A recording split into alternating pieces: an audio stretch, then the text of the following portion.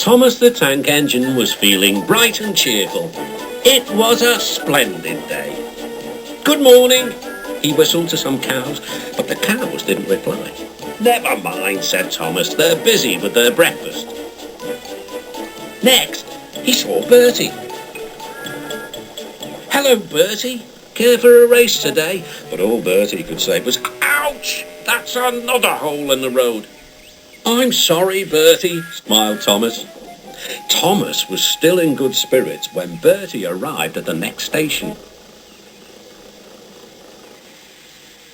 "Bad luck, Bertie," said Thomas.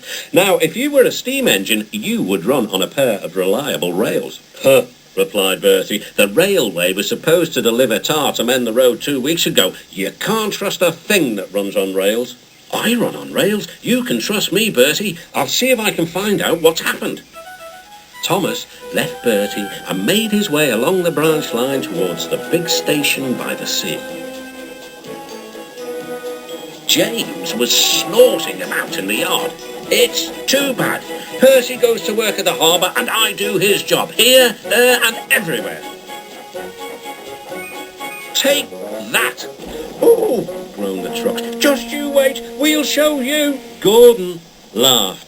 "I'll tell you what, James, if you pretended to be ill everywhere, you couldn't shunt trucks here or go to the quarry there, could you?" "What a good idea," agreed James. "Look, here comes Thomas. I'll start pretending now." Thomas was sorry to see the engines looking miserable. "Cheer up, it's a beautiful day." "Yes," grumbled Gordon, "but not for James." "What's the matter?" "He's sick," replied Gordon. "Yes, he is. I am," stuttered James. I don't feel well at all." "Don't worry," said Thomas kindly. "I'll help out if you're ill."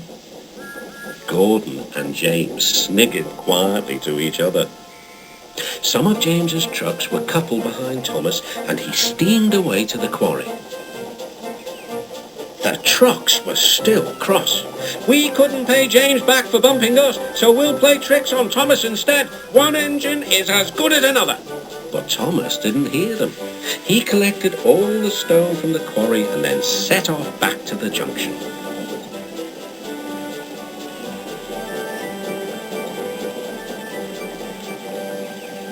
Danger lay ahead. "Now for our plan," giggled the trucks. "Go faster, go faster." "Slow down," called Thomas's driver and applied the brakes.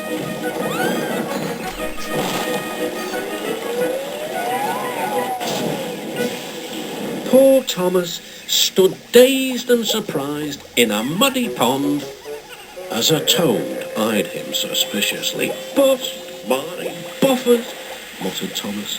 "The day started so well, too." Duck pulled away the trucks, and Edward helped Thomas back to the junction. Suddenly, Thomas remembered about the missing tar. He told Edward all about it. "That's strange," said Edward. "A truck full of tar has been left at my station. That must be it. Driver will make sure it gets to Bertie now." Later, James spoke to Thomas. "I'm sorry about your accident," he muttered. "And so is Gordon. We didn't mean to get you into trouble." "No, indeed," spluttered Gordon. "A mere misunderstanding, Thomas. All's well that ends well." Just then, Bertie arrived. He looked much more cheerful. "My road's being mended now." "Oh, I am glad," replied Thomas. "Thanks for all you did. Now I know I can trust an engine, especially if his name is Thomas."